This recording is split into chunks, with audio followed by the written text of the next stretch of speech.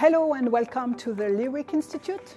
We are happy to let you discover during a visit the daily life of our unique multidisciplinary center of expertise. We will take you behind the scene of the cardiology research and innovation in that it gathers different talent and competencies with this unique goal, which is to increase the quality of the care we deliver for patients all around the world. Follow us. Aujourd'hui, nous rencontrons Jason Bayer ainsi que Angel Moreno Antranas. Jason nous vient des États-Unis et Angel nous vient du Venezuela. Ils font partie de l'équipe de modélisation cardiaque et ils construisent des cœurs virtuels pour simuler l'activité électrique cardiaque. So what I do here is I develop new technologies for low energy defibrillation. Currently, shocks are applied to the heart to defibrillate the heart, which are very strong and they can be painful and very damaging to the heart. So we hypothesize, rather than using shocks, we can stimulate the surfaces of the heart to defibrillate the heart, which is going to be pain-free. What we do is we use computer models as a substitute, which help us develop this new technology. And here, I can come and I'll show you what I'm doing.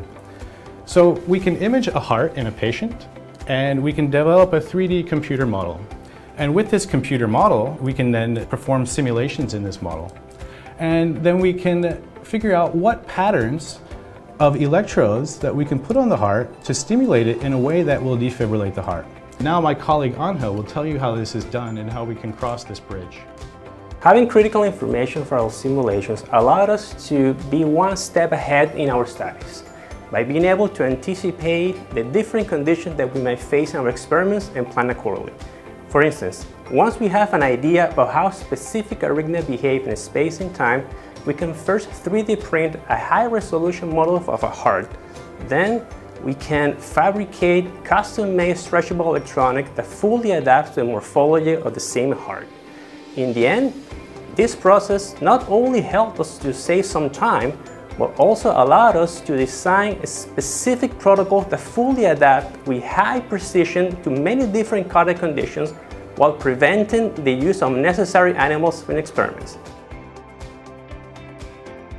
Nous sommes maintenant arrivés au seuil de la porte du laboratoire de cartographie optique. C'est l'outil le plus précis pour analyser l'activité électrique d'un tissu. Rokhaya, on peut entrer?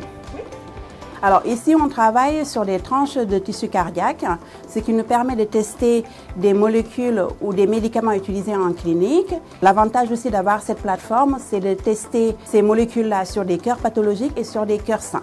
Alors ici, vous avez un exemple de tranche de cœur coupée à partir des ventricules, donc dans le système, et on est en train de faire de la cartographie optique. Et ici, sur l'écran, vous pouvez voir un exemple de ce qu'on peut mesurer. Donc en stimulant le cœur, on peut mesurer l'activité électrique et voir comment l'activité électrique se propage. On peut également traiter ces tranches-là avec des médicaments et d'essayer de voir l'effet de ces médicaments sur l'activité électrique. Jusqu'à maintenant, on s'est intéressé au tissu. On va encore diminuer l'échelle et voir du travail de recherche sur la cellule. Bonjour, je travaille donc à l'IHU Lyric, je suis étudiant en thèse en 3e année et aujourd'hui je travaille sur des cellules cardiaques. Donc on part d'un cœur, qui est un tissu qui est composé donc de cellules, et ici vous pouvez voir donc des cellules battantes, contractantes, ventriculaires.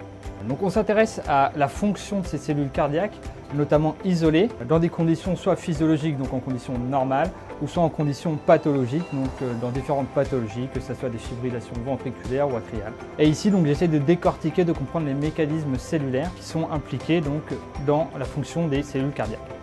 Bonjour Laura. Donc ici nous sommes dans la salle du torso. Donc nous sommes avec Laura Baer qui est une chercheuse qui nous vient de Nouvelle-Zélande et qui est un pilier de l'équipe de traitement du signal.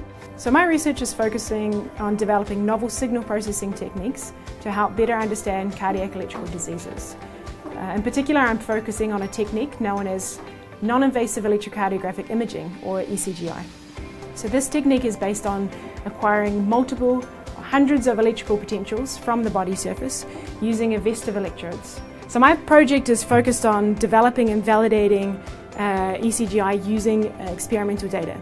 So we place hearts inside of this human-shaped torso tank. We acquire data using electrodes that are embedded inside of the tank, as well as an array of electrodes that is around the heart itself. And so using this data, I can develop and validate ECGI to better understand the mechanisms underlying sudden cardiac death in patients. Donc là, nous allons à la rencontre de Rémi Dubois et Sylvain Cobé qui sont dans la salle Simric. Le simulateur Simric, pour nous cliniciens, est très important parce que ça nous permet de former les médecins de demain.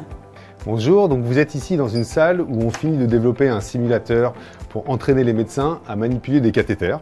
Donc les cathéters sont ce type d'objets qui sont utilisés par les médecins en cas d'arythmie cardiaque pour venir guérir et appliquer une thérapie à l'intérieur du cœur. Donc là on voit Sylvain qui est en train de manipuler avec un cathéter, donc inséré dans un mannequin, et ce cathéter bouge à l'intérieur du cœur et ça lui permet de comprendre la relation qui existe entre les mouvements du cathéter et la sensation qu'il a au niveau de ses mains. Donc l'objectif est de dupliquer ce simulateur au sein d'une salle qui nous servira de salle de training pour les médecins afin d'organiser des formations pour qu'ils viennent se former à l'acte de manipulation des cathéters. Hi Rick, hi Nestor. Nous sommes ici avec Rick Walton et Nestor Palares Loupon, qui sont deux chercheurs de l'équipe tissulaire. Here we can understand and visualize individual muscle fibers within the heart. And this allows us to understand structural relationships and roles in cardiac pathology. We can see high-resolution images of the heart, and we can scroll through the image, which is a full three-dimensional reconstruction of each detail of the heart.